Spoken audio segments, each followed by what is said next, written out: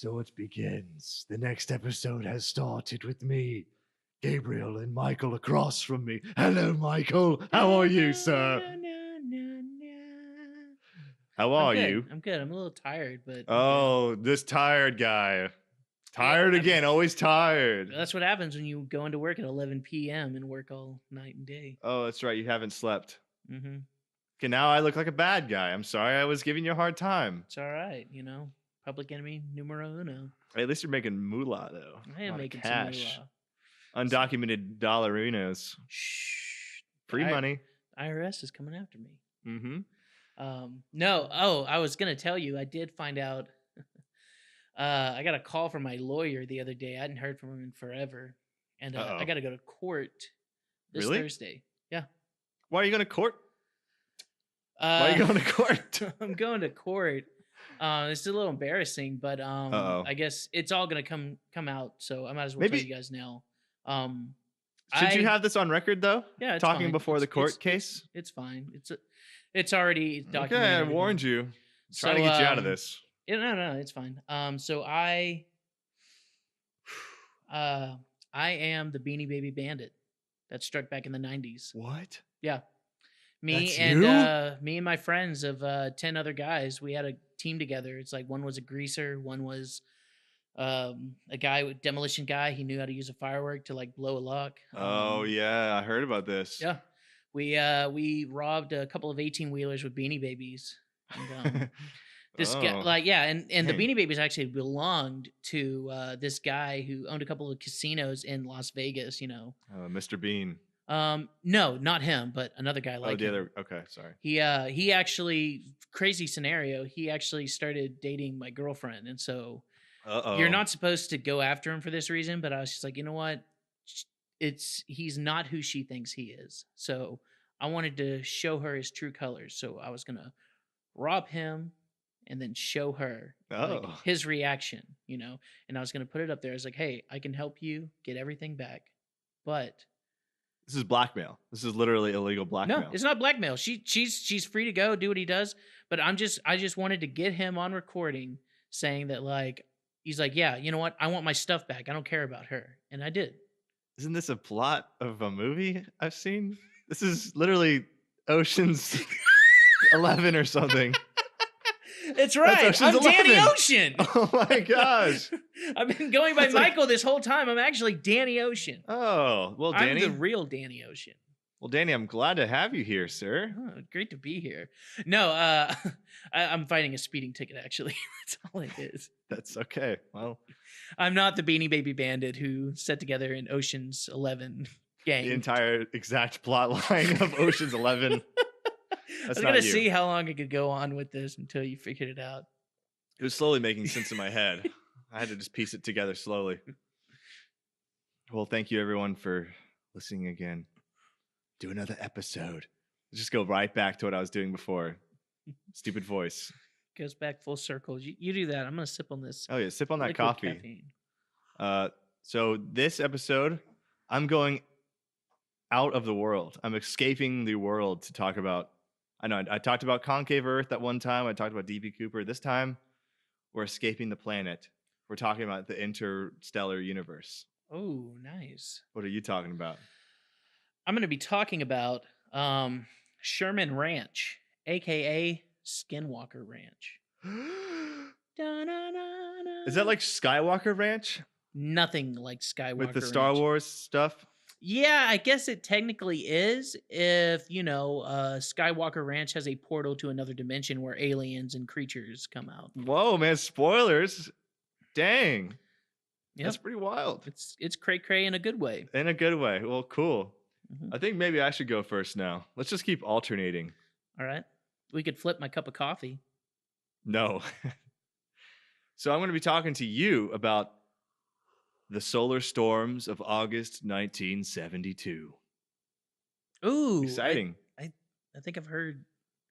Yeah, I think so. Most people only know of like when it comes to solar storms, and solar flares. They only know of like that one that happened in 1859, which is called the Carrington event. Yeah, it blew out the cell phones, or not cell phones. Sorry, the 1850s cell phones. Hello, attention. That's why they went back to. That's why they went back to regular telephones, because it blew them all out. Had to start from scratch. Had to go all the way back to telegrams again. Yeah, but no, it blew out like, what was it? The power grid? It was. Yeah, at the time it was just like sort of, it's 160 years ago, so all we had was like telegraph stations. But it was one of the most powerful flares of the last 500 years, the Carrington event. And it's become a staple. Like people that are scientists that study magical, the magical world of space weather, which I think is kind of cool. Space weather, and the fact that they study magic. Heliophysicists. Wow. Heliophysics. That's a mouthful. Those physicists, they call these things Carrington events. So when something is a high scale solar flare, Carrington was the meteorologist. That's not the right term. He was the guy. He was actually looking in his. Yeah, he was looking in his telescope at the sun, his sun telescope. Okay. And he saw it occurring, but it takes a couple days, or actually not a couple days. I think the Carrington event only took a few hours, but to travel to Earth. So like he saw it happen before it happened, and so he kind of termed it the Carrington event. It was so powerful. It actually set. I don't know if it was telegrams or what, but they actually set on fire. Correct? Yeah, the lines I think actually did set on fire because they were just overpowered with so much volts of electricity. At the time, no one had thought of anything like that yet. That's such a foreign idea of the sun causing our power lines to explode. Well, that's like a very Star Trek thing to happen. Mm-hmm. It is a Star Trek type of thing. I think I was listening to a podcast where they were talking about this, and they're like, if we get slammed with one of those today, it would be a freaking nightmare. We'd go back to the Stone Age. Yeah, so let me give you the deets on this solar flare. Dude. The solar storms of August 1972. Not the best name. I think they could have found a better name than the solar storms. It's like the White House. It's not a really cool sounding name. I think they're pretty cool. I mean, what's worse than a storm? Solar storm. Also sounds like an X-Men. A Captain Solar Storm would be a cool superhero. Yeah. He flies around and like explodes on people, and their power goes out. Explodes on people. Oh, that sounds bad. So yeah, let's get into this. 1972. This is the year everyone was smoking doobies with their brothers. But it was a historically powerful series of solar storms with intense to extreme solar flares, geomagnetic storms, and solar particle event components. Ooh. During the solar cycle, I don't even know what that means. During solar cycle 20. Yeah, cool. The sun actually goes through, I believe it's 48 cycles. Oh, right. I don't know. That actually sounded really believable. Like a sun's lifespan, like we're on like 20 of 48, whatever. It has like layers, and so it's just like shedding skin, but like solar skin. Ugh. I was reading online too that I think the sun rotates on its axis every 25 days or something. I'll talk about that more about something else. Okay. So, crazy day, August. In that hot August, you're eating your ice cream cone, and then bam, just dripping all over you. Yeah. So the coronal clouds transit time, which the coronal cloud is a cloud of hot plasma gas surrounding a coronal mass ejection. I like how like super in depth I'm going with this. Honestly, when you said that coronal cloud is the cloud of hot plasma gas. I can't even read it. Of hot plasma gas surrounding a coronal mass ejection. I'm seriously thinking of just a cloud of coronas. Oh, that'd be fantastic. I would love some coronas right now, some limes. Ugh, not me. I'm a dark beer kind of guy. Oh, I'm sorry. No, yeah, so it was one of the fastest from sun to earth ever recorded. Okay. So which is rare. It usually takes like a day or two for a solar flare to actually affect us, like the magnets and everything. Yeah. Magnets, how do they work? So they got here super fast, all right? The storm, it caused widespread electronic and communication grid disturbances through large portions of North America, as well as satellite disruptions. And even Old Man Jenkins said his hearing aid went out. So I do think classic Jenkins. Old man Jenkins, his hearing is always acting up though. Who can trust that guy? Who can trust that guy? Come on now. He told me he could hear like freaking NSA telling him secrets, you know. Yeah. That'd actually be the best reason to wear tinfoil hats is to avoid solar flares. Does it do anything other than like amplify the microwaves in your brain? I think that's all it would do. It would literally make it worse. Ha ha, I'm So the storm accidentally, this is the part that kind of piqued my interest, as they say. All right. The storm accidentally detonated numerous U.S. naval mines near North Vietnam. Whoa. On August 4th of 1972. So I don't know how much I should go into the whole sciencey mumbo jumbo talk. I mean, you can barely say gastro cloud. I might skip the sciencey stuff. But let's just say the activity that happened in 1972. It had 67 solar flares. This was like in a span of time in August. Wow. 67 solar flares. 4 of them were X-class level, which I didn't know there's actually 4 levels. It's like A, B, C. It's like A, B, D, X. Wow. So it's like, I don't know why. The absolute worst? The scientists really just wanted to make it feel extreme. So they just jumped the entire alphabet to X to make it sound really badass. Z? No, that's too much. Just settle on X. Yeah, so X is obviously, it's like the highest class of solar flares. Most wattage per square meter. Oh, wow. Whoa. Yeah, and it was the really intense storm. Among the largest documented by science. With a couple others. Have they been able to find, does it occur often, or was that just like a freak accident? Just like, yeah, anytime you see Aurora Borealis and stuff, that's from solar flares. And so they are sort of pretty common, but they're not on that extreme X level, you know? They're normally it's not that powerful. You know, it's like anytime you have to go to the bath. Never mind, I'm not going to go that way. Oof. No, about to make like a horrible analogy to like going to the bathroom, but I'm just not going to even go there. I wish you would. Well, I won't. Okay. I'll just take a sip of this coffee though. All right. Which triggered the extreme solar particle event. So it's an SPE. I don't know what that means, but for you science types, I'm sure you know what that means. So it caused auroras that were so bright, shadows were cast across the UK and even Spain. They could see shadows from the light. Yeah. Which is weird. Tons of radio blackouts happened. And then electrical grid disturbances went throughout Canada, the U.S., with strong anomalies reported as far as Maryland and Ohio, and even all the way to Texas and Alabama. The good old state of Texas. We got ourselves some anomalies. That's seriously really scary. Like, if something like that were to happen today, like, our phones would explode in our pockets. Yeah. Like, thousands of men would lose their genitals. Let's get into that in a second, because that is something that's on my mind now. Okay. Because this is spooky stuff. It's like a sleeping giant. Yeah.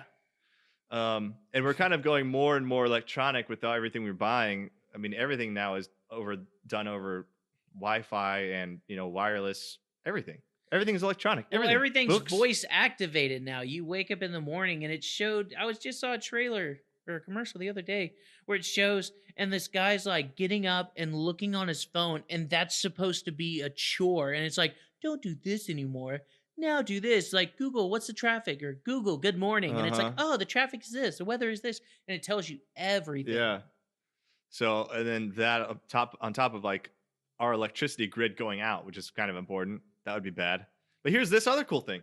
So NASA was, during this August solar storm, NASA was actually right between 2 missions. So their Apollo 16 mission landed in April, and their next one was in December. But if they were in space when this hit them, a moonwalker could have faced severe illness and potentially a fatal dose of X-rays if they're on the moon. And those that were inside the command module would have been shielded from like around 90% of radiation, but they still could have been exposed to radiation sickness. So basically, you're just getting irradiated in space during a solar flare. In space. Not only that, it could have shut everything down in the ship. Yeah. And who knows what would happen to the ship malfunctioning with all that radiation hitting it so quickly. Just like, hey, all the astronauts that were up there, they're gone. Yeah, we kind of dodged a bullet on that one. Yeah. And the enhanced risk of contracting cancer would have been like unavoidable, regardless of the location of astronauts or spacecraft. So they all would have just come back and gotten cancer. Oh my gosh. That's like that would have been so sad. Like, I was on the moon, but I got cancer. It was pretty cool, but I don't know if it was worth it. I don't know if it was worth it. Yeah. God. It's pretty, so they did dodge a bullet in a... Damn, space, you scary. Yeah, and if it did happen on a mission, they would have probably had to force an emergency return. If to they just could immediately return come at all. home and go to the hospital, just like... If they could return at all. Yeah. You can't call an ambulance in space. An ambulance, nope. Nope. It's hard to drive those things in space. Yeah. The stopping power isn't all that great. Your brakes, you hit the brakes and you're just still going. I know. But here's the mines thing. Back to the mines. The mines. The Mayans. The Mayans. They predicted this. 2012. Exactly. They just were off by that much. You know what is funny though? They did. Look how close my fingers are together. Those they predicted are close. They predicted 2012, and you know what happened in 2012? The solar storm of 2012 occurred. Did it really? It's a real thing. Yes. So they kept it secret. So maybe they were like sort of half right, because the solar storm of 2012 happened, but it missed us by 9 days. Like the sun was rotated this, a little bit, so just they 9 were days wrong. away. It exploded like crazy, and if it did hit us, if that 2012 solar storm hit us, a 2013 study estimated that the economic cost of the U.S. would have been around 0.6 and 2.6 trillion dollars. And then a Chinese professor, Ying Di Liu, at the Lab of Space Weather, estimated that the recovery time for such a disaster would have been about 4 to 10 years. So just imagine like 4 to 10 years of just our entire societal structure and how we do everything is now postponed for like 10 years. We would still be living in 2012. Exactly. Goodness gracious. That's awful. Oh, yeah. Like nothing would advance. We would literally... would America would be the only one that hit, or would it be like just all over the world? I think it would be... Or is that just the worst It definitely estimate? would depend on where the Earth is rotated towards the sun. So like whatever place is facing it directly would be the worst hit. So if the US was angled just right and the solar flare hit us, it would have been like 5 or 10 years of just dark ages in America again. Like we're back to 1776. Dude, that's actually really scary because that's when it gets all kind of purgy, Purgy. Yeah, the purging. Yeah, people like it's like Things there's would no get law. Real quick. Oh yeah, for sure. There's no law. People are gonna try to get away with whatever they want. It's like, yeah, and I think we give people a hard time about Y2K. I mean, I firsthand know my parents were like sort of avid believers in Y2K. We were stockpiling tons of water in barrels and like ramen noodles, canned foods and stuff. Yeah, worrying that like, at least I was only 7 at the time, but they were very scared that Y2K was going to be like a disaster for everyone. Did your parents have were they technologically savvy? Mm-hmm. See, we had one family computer. My family wasn't too worried, but my dad got a generator. Mm-hmm. So I don't know. Yeah, we got a generator too because of that. And honestly, it was one of those things where my dad was like, I'm getting a generator, but I also know how to weld. So even if Y2K doesn't happen, I'll have a welder. Oh, yeah. And he ended up making a business out of it for a little bit. Boom. Boom, nice, shakalaka. Good for him. But yeah, we lived on a farm too. So we had like a garden. We had pigs. We had a goat. We had chickens. Oh, yeah. You're almost sort of self-sustaining in your own little way there. Mm-hmm. I mean... Until the goats dry up. We'll get eaten in our bellies. Oh. Ouch. I mean, hey, there have been a couple of times where it's been kind of a crisis. We've had to have people come stay with us. I remember in Houston, we had like a weird freak freeze come through and no one had power or water, but my family did. Oh. And so once again, my dad like went deep with the well. And like, the winter before, like the night before it happened, he was out like covering everything in styrofoam, wrapping it, putting lights on everything so it wouldn't freeze over. I remember like my friends pretty much living at our house for like a month almost. Jeez. And then when was this? This was back in the 90s, when I lived in Houston. Just bad cold front kind of thing? Just a real bad cold front. I didn't go to school for a week. Oh, wow. And then when we moved to Wimberley, it was a bad drought. That's whenever all the lakes, they had all the islands out there. You could see. Oh, I remember that. And everybody's well dried up. Yeah, literally. But my dad, whenever they were drilling for it, he's like, yeah, we could probably go into Edward Aquifer and you'll be good. He's like, no, I want to go a couple more down. And he actually went, I can't remember the name of the aquifer, but he went to that one and they're like, that's a little deep. And he's like, I'll pay for it. Well, we were the only house in the neighborhood that had water. Whoa. Like everybody was having to come to us. Like after that, everyone started buying. They can't re-drill a well. That's expensive. Oh, yeah. So they had to start buying all the huge tanks. But I remember our neighbors were coming over with like gallons, jugs to fill it with water and stuff. Yeah, who's laughing now? Right? Nobody. Oh. We were helping them. Yeah, I forgot this is the sad podcast. You've turned into sad times at Ridgemont High. Nah, it's cool. Me and my family would have like water fights and be like, oh, what's the matter? Yeah, everyone's dying of thirst and you're just like, yay, water balloon fight. Oh, I spilt water on my pants. That's going to stain. Let me wash it out. My dad became the guy. Muddying. My dad became the guy from Mad Max with the mask. Mm-hmm. That held all the water from the peasants. Yeah, that's great. So back to the mines. I like that huge tangent we took to get back. So back to mines. Not Mayans. Your favorite game, Minesweeper. Mm-hmm. Ooh, yeah. On the PC. Yes, love it. Windows 95. Best guessing game ever. So the Navy kind of, what the hell, Navy? All your mines are exploding? The Navy concluded, as shown in the declassified documents, that the seemingly spontaneous detonation of dozens of destructor magnetic influence sea mines, DSTs, all happened within 30 seconds of the area. It was highly likely because of an intense solar storm. Did it cause any damage? Like, where was it at? This happened near Vietnam. So it was Vietnam War. So, yeah. So they just had mines left over, I guess. Dude, did that cause any damage, or were there any Vietnamese ships nearby? I didn't see any of that, but one account claims that around 4,000 mines were detonated. So I could not imagine if you were a fisherman out one quiet morning, and then just like, so the entire ocean explodes around you, like, oh!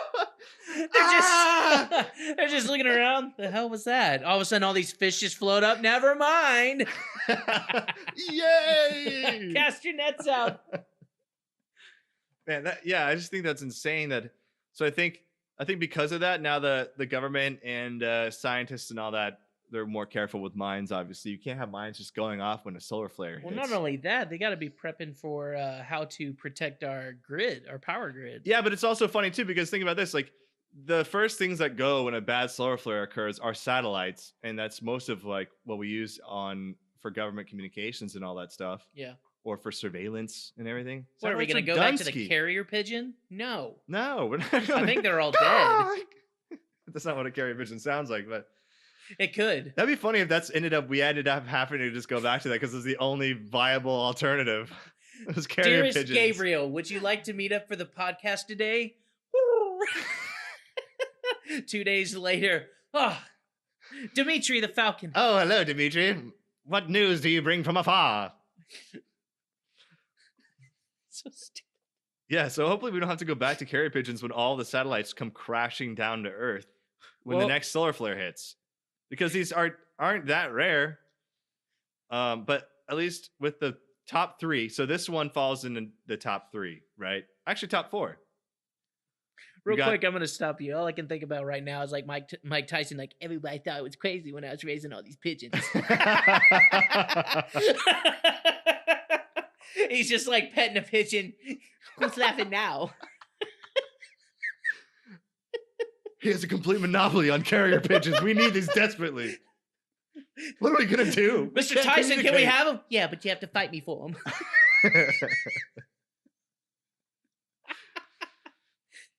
Oh, I'm sorry. That's good stuff, man.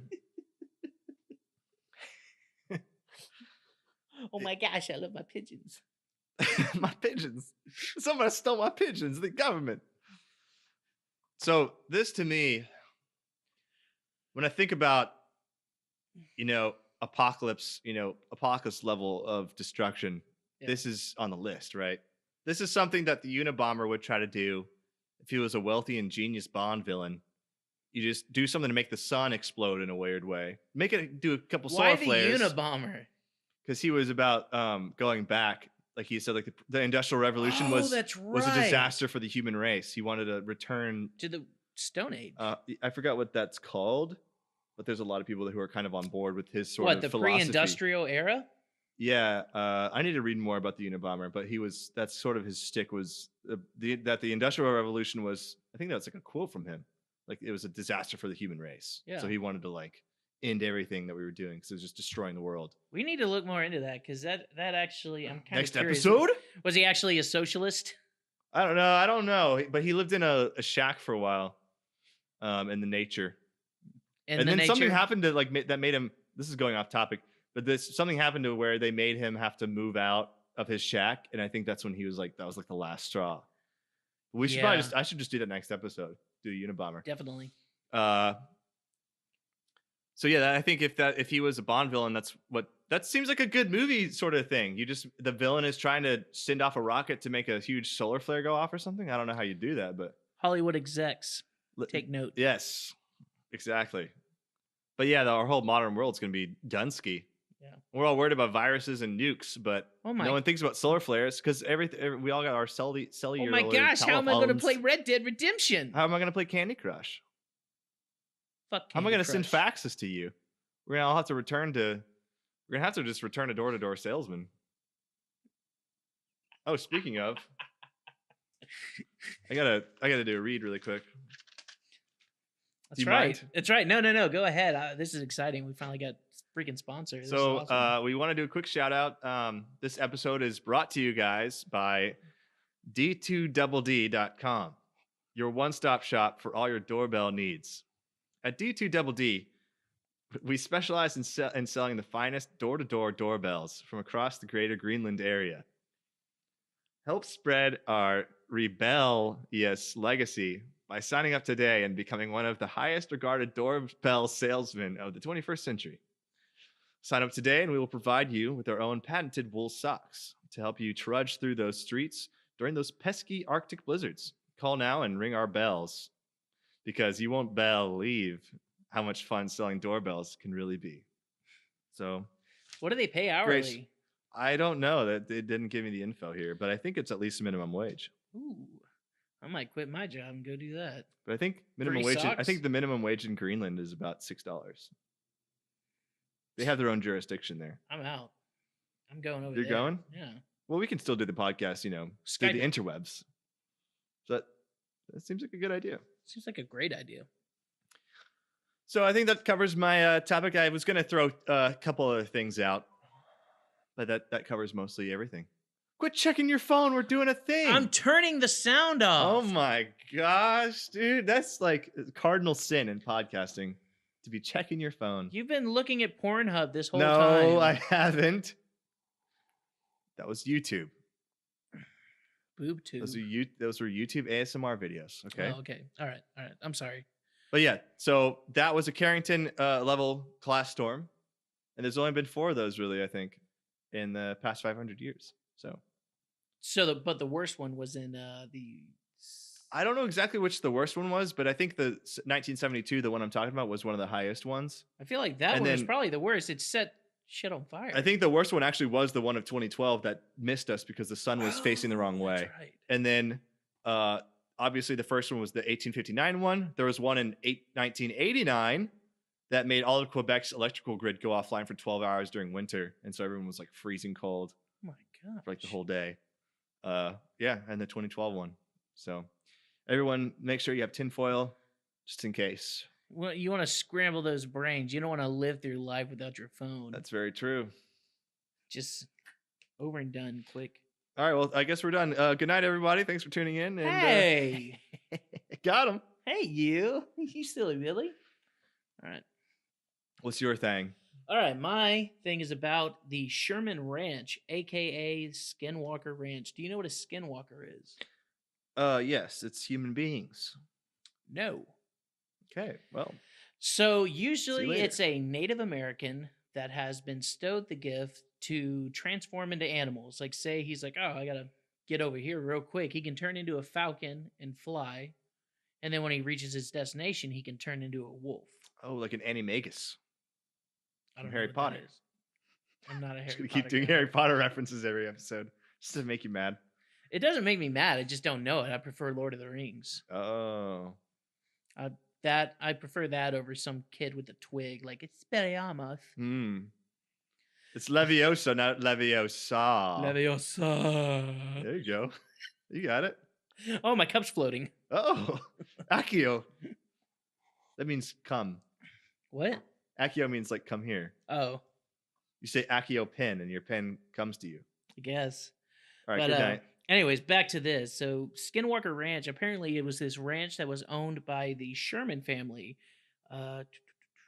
It was Terry and Gwen Sherman, who were cattle ranchers. Yeah, of course. Their dream was to be cattle ranchers, and so they moved out to this ranch. And upon the first day of visiting it, they're like, all right, something's not right. At both ends of the house, there were huge chains that had stakes driven into the ground. And then when you walk up to the door, there were multiple locks connected to the house and the door, locking it both from the inside and outside. So they didn't want things getting in or out, whatever was going on. The first day out there, they had this weird occurrence. They had moved out, they moved in, they were all settled. They had actually bought some very expensive cattle. The cattle were like $1,000 a piece, and he was raising them. Well, a freaking wolf comes walking up to him, and this is a huge wolf. This wolf, they said, weighed about 200 pounds. Damn. And the Terry and his father-in-law, they're both about 6 foot tall men. Well, this dog came up to their chest. Yeah. Yeah, it's a big ass wolf. But they said it was weird because it came up and acted like friendly, like a tamed animal. And so they were like, all right, and kind of keep our distance. But then it started running up and was like nuzzling up against him, like wanting to pet him. And he's like, well, that's cool, but precious. Wolves are cunning animals. Oh, true. So, after they got all comfortable, he had just unloaded some baby calves. Well, when that wolf got the chance, it darted out and grabbed a calf by the head and was trying to pull it through the fence. Well, the father, Terry, runs over and starts kicking it as hard as he can. And it's not even phasing the dog. It's still trying to pull the calf through the fence. So, he screams out to his father-in-law. He's like, hey, go get me my gun. He has a Magnum revolver. He shoots it point blank right in the side. Doesn't even phase it. It keeps going. Shoots it 2 more times, and it finally backs off and steps away from him, but it's still looking at him like, what are you doing? No, not more like, no. This is like, no. That's a little ankle biter. Okay. No, this dog had some sort of intelligence, they said. It was very strange, and it wouldn't leave him. It kept trying to reapproach the calf to grab it again. So finally, the father-in-law reached into his truck and got a shotgun, and when he shot it this time, a tuft of hair, like a chunk of flesh, like flew off, and the dog finally just like trotted off. It didn't run off. It trotted off like, you know what? Fine, I'm just going to go. And so they're like, exactly. Sounds like a Wolverine. Yeah, exactly. X-class level. So get it? Because solar flares? X? Oh my gosh, you beautiful bastard. I did it again. Full circle. Okay. They actually chased after this wolf, and they said the paw prints, it led into a creek, and they followed the muddy prints, and then they just stopped. It's as if the wolf just disappeared, and he's like, the only place he could have gone is jumped across a river, but he would have had to done like a 30-foot jump. So they were just like, all right. And the night just kept getting weirder. Skinwalker Ranch is a terrifying place. From the stories that I've read, it's as if it was birthed from the mind of H.P. Lovecraft and then fathered by Stephen King. Nightmarish. That sounds like a bad place to go. It has the wrong side of the tracks. It's the negative side of the tracks. The negative side. Yep. It's where chaos reigns. Only yin, no yang. Of course. That's why they call the woods Chaos Choir. Is that really what they call the woods? No. Oh. Fooled you. Dang it. I'm such an idiot. I hate you. So Native Americans in the area actually refuse to enter this. This is a 512-acre ranch. And, Native Americans, they refuse to enter the area. They say the land is cursed. They say there are skinwalkers that roam it. These are like a skinwalker, basically, it's a human in a way. It is a human who has supernatural abilities that can turn into animals. Yeah, of course. But they're not normal animals. They actually have special abilities. Oh, back to the wolf. Wait, so werewolves were an invention, not an invention, but werewolves are almost like origins. Their origin is almost North America, Native American tribes. Possibly. I thought they came from England. I know, that's the thing. Everyone assumes that werewolves. It's funny how little things like that stick, like from different cultures, even though they never contacted each other. You know what I'm saying? Are these facts? They're not facts, but I just think it's funny that there's people who believe in werewolves. Well, I think it's just tribes in North America that also, and then just Europe and England. Well, it's like Bigfoot. He's all over the place. Mm-hmm. They have different names for him. Yeah. Yeti. Humanity has this weird obsession with people and wolves. Well, I think a lot of our ancestors just got really high and couldn't explain what they saw. Yes, that could be munching on some mushrooms, and their hairy Uncle Greg came over to visit them. It's like, dude, Bigfoot came through here. Oh my God, did you see that? He knew my name and everything. Oh. Well, that's pretty. But that's not like the. I started looking into this more and more, and it gets even weirder. So the ranch was unoccupied for 7 years.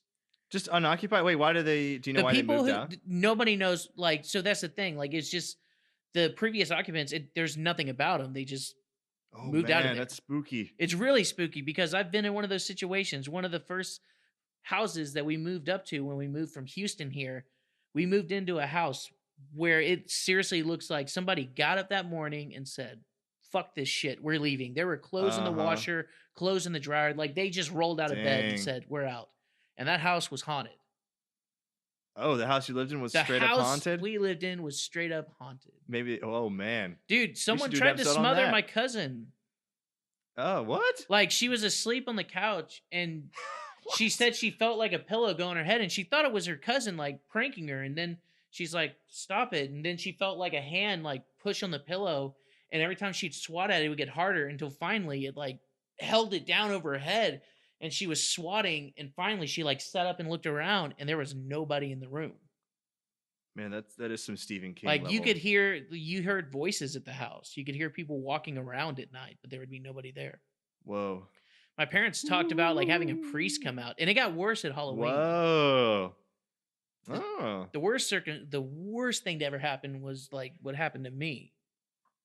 What happened to like, you? I was, Did you become a werewolf?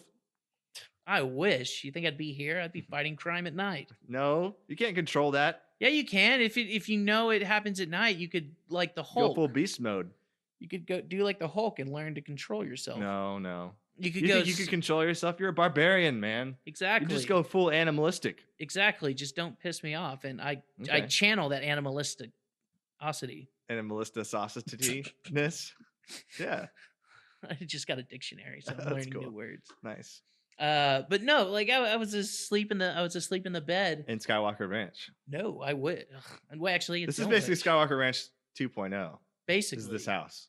Basically, I was asleep in the room, and it's a pretty decent sized room. Like, my bed was over in the corner, and my sister and my cousin were sleeping on another bed on the other side of the room, and the foot of my bed goes right into the closet.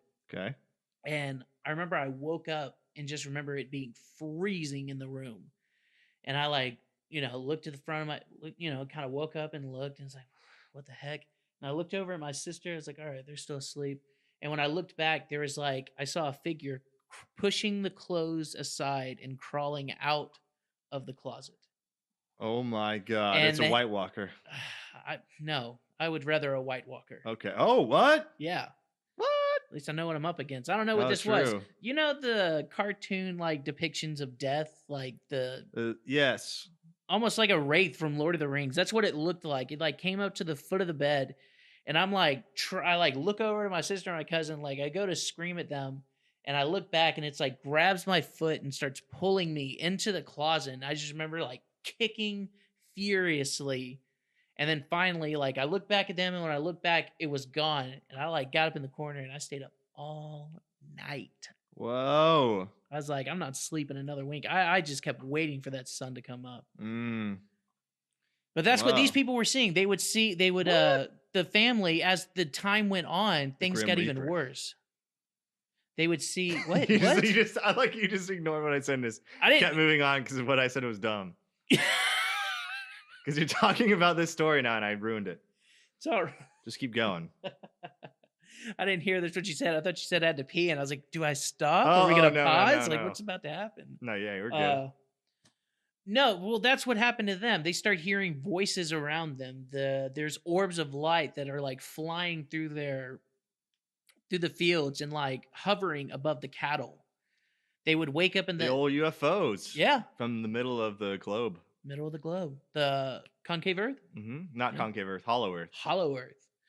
They would. I mean, they don't know where these things were coming from, but they would wake up and their cattle would be mutilated. Oh, come on, man! There was one.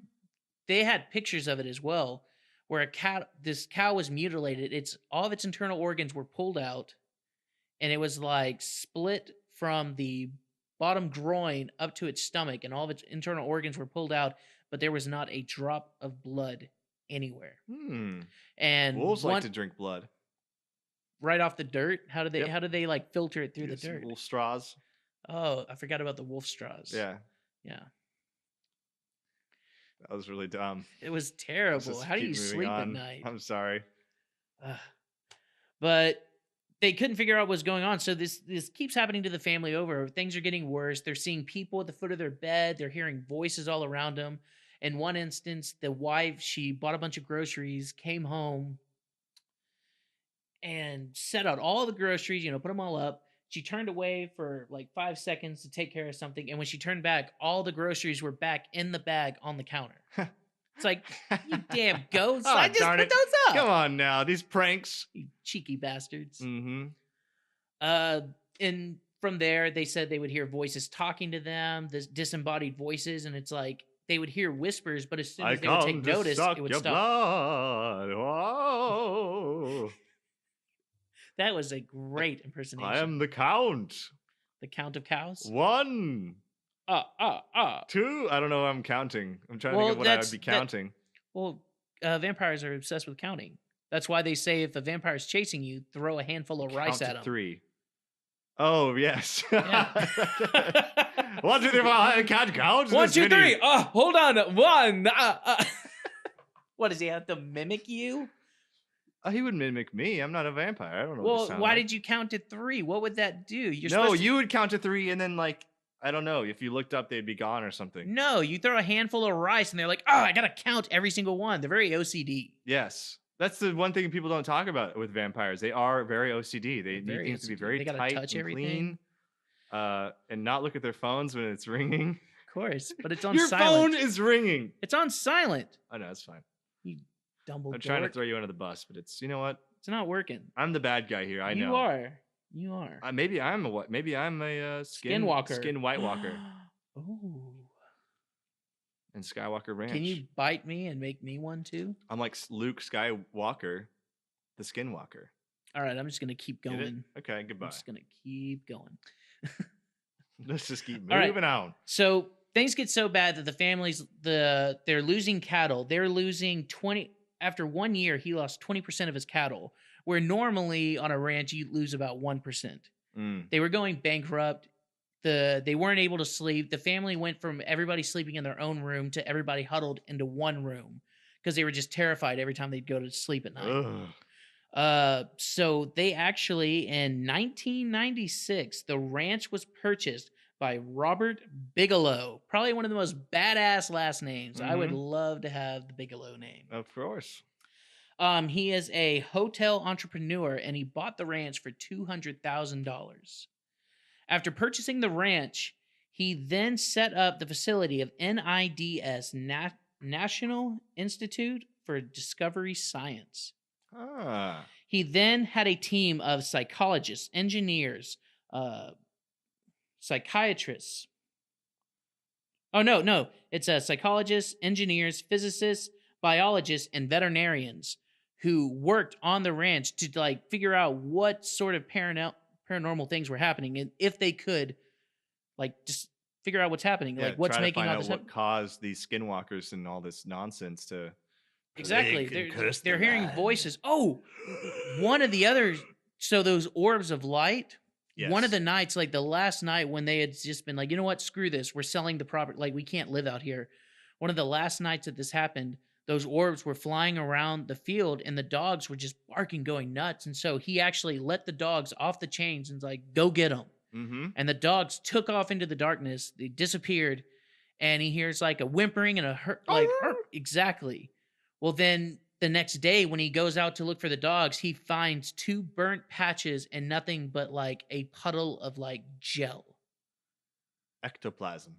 Liquefied dog. Whoa. Yeah. Dang, dude.